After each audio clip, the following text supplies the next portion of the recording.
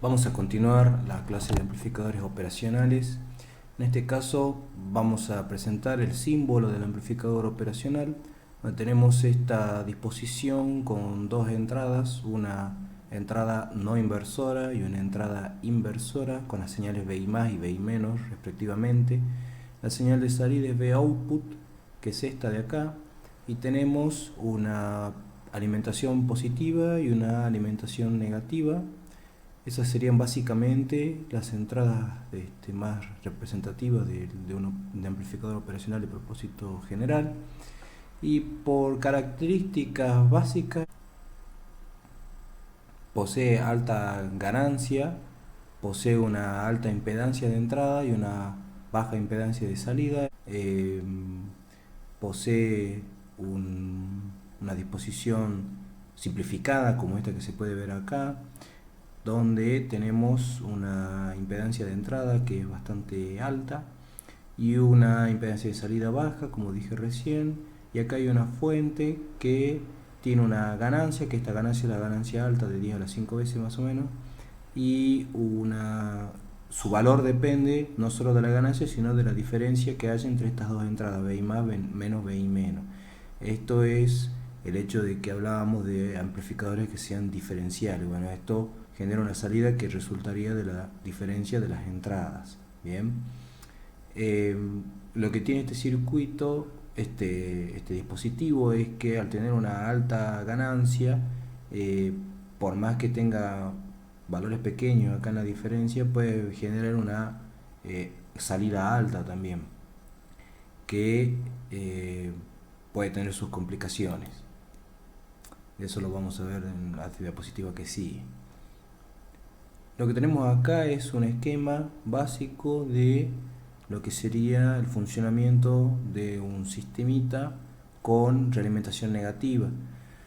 Tenemos una señal de entrada que ingresa en esta etapa que es diferencial y genera una salida que es la diferencia de ambas, que se llama señal de error.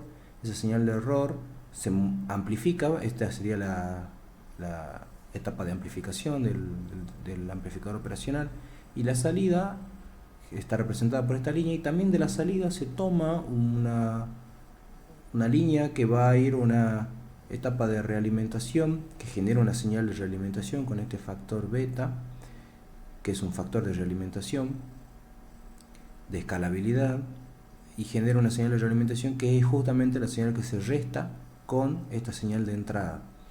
Bien, entonces acá lo que está sucediendo es que estoy dejando que la entrada se entere un poco qué es lo que está sucediendo a la salida. Bien, ese es el sentido, ese es el porqué de la realimentación negativa. La idea acá es compensar diferencias, corregir errores, debido a que, por ejemplo, si la ganancia aumentara por alguna razón X, la salida sería más grande, y esa salida más grande se vería acá multiplicada por algún factor de realimentación que generaría una señal de realimentación también un poco elevada, y esto se iría a restar con la señal de entrada para generar una señal de error más pequeña. Entonces al tener la señal de error más pequeña multiplicada por la ganancia, se disminuiría la salida, entonces se compensaría esa suba que hubo indeseada y se genera una salida con un valor menor. Caso similar sería si es que la ganancia disminuyera, también ocurriría un fenómeno inverso, pero la idea siempre sería tratar de reducir el efecto de cambio. Entonces se trata de garantizar una estabilidad. La realimentación negativa es eso, corregir algo. Por ejemplo, si estoy viajando en un auto y tengo que mantener una cierta velocidad, si por alguna razón se aprieta de más el acelerador, la realimentación negativa indicaría que habría que soltar el acelerador un poco, o caso contrario, si se soltara el acelerador por alguna razón, se tendría que apretar el acelerador para que se mantenga la velocidad que ha sido prefijada. La realimentación positiva, caso contrario, refuerza el cambio. Por ejemplo, si por algún motivo, en el ejemplo del auto, por ejemplo, si se acelerara por alguna razón de más, la realimentación positiva lo que haría es acelerarlo más todavía, o sea, continuar acelerando y acelerando. Entonces, esa es la diferencia entre ambas.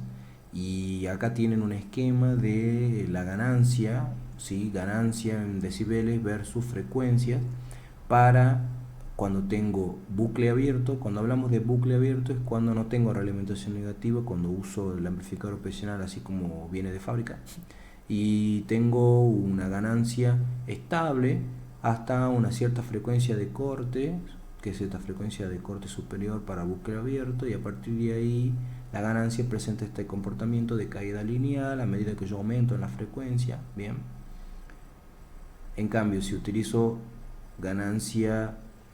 una realimentación negativa, voy a tener una ganancia para bucle cerrado, que va a ser esta, que si se fijan es más baja que la ganancia para bucle abierto.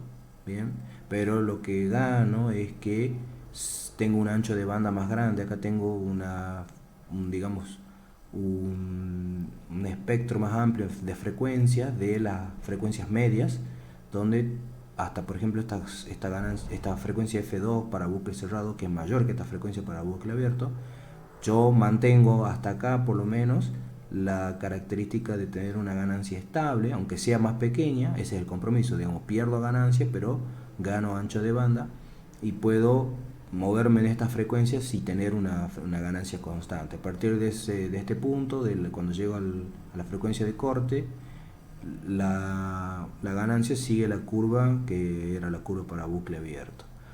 Bien, entonces esta es la característica de manipular la ganancia, que ha venido de fábrica, y manipularla mediante componentes externos, que vamos a ver cómo lo hacemos más adelante para obtener esta característica y tener unas ganancias más pequeñas, porque la verdad que estamos sobrados de ganancias, así que haría falta un poco de arreglo para tener ganancias más manejables.